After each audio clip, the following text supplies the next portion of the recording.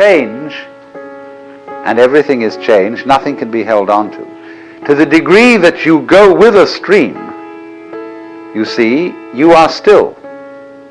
You're flowing with it. But to the degree you resist the stream, then you notice that the current is rushing past you and fighting with you. So swim with it. Go with it. And you're there. You're at rest.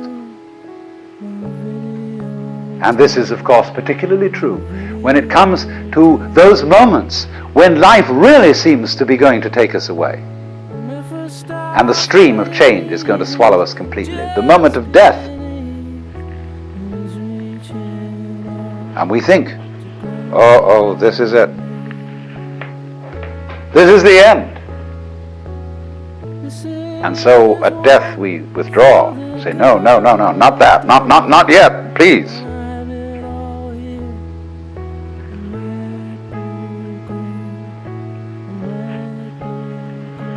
But actually, the whole problem is that there really is no other problem for human beings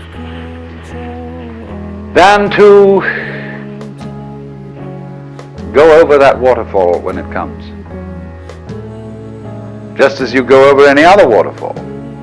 Just as you go on from day to day. Just as you go to sleep at night. Be absolutely willing to die. Now, I'm not preaching. I'm not saying you ought to be willing to die and that you should muscle up your courage and somehow put on a good front when the terrible thing comes. That's not the idea at all. The point is that you can only die well if you understand this system of waves. If you understand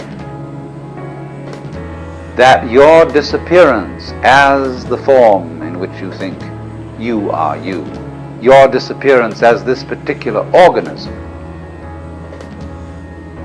is simply seasonal,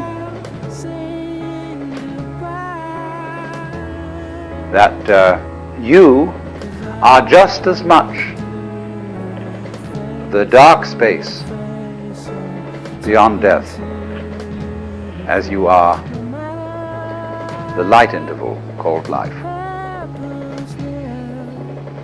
These are just two sides of you, because you is the total wave. See, you can't have half a wave. Nobody ever saw waves which just had crests, no troughs. So you can't have half a human being who is born but doesn't die. Half a thing. That would be only half a thing.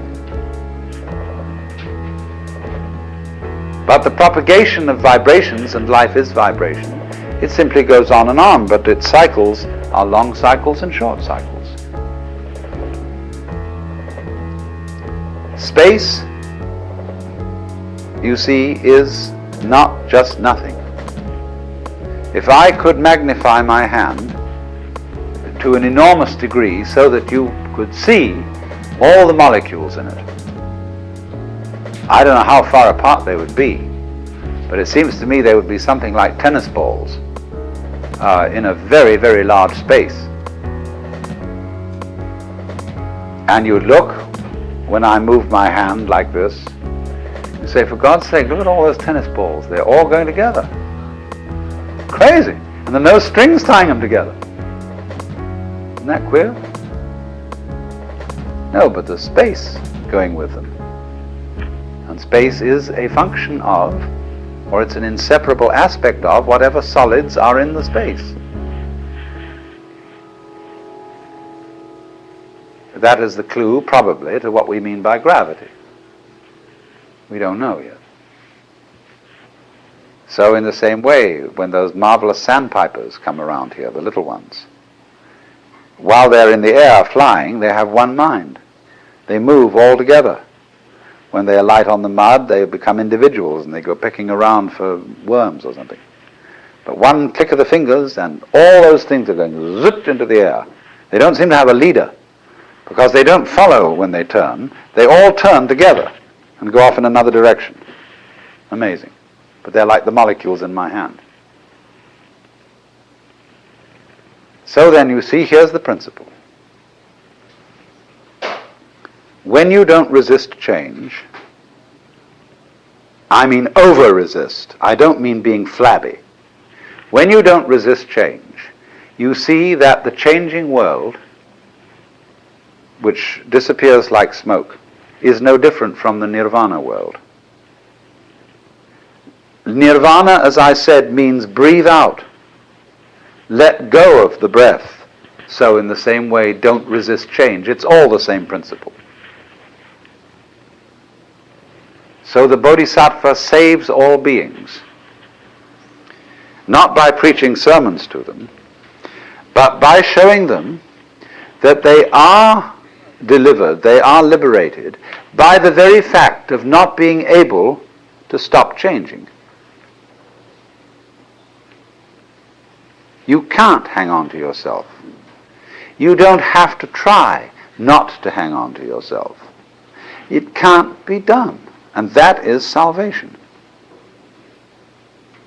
Memento mori, be mindful of death. Gurdjieff says in one of his books that the most important thing for anyone to realize is that you and every person you see will soon be dead. See, it sounds so gloomy to us because we have devised a culture fundamentally resisting death.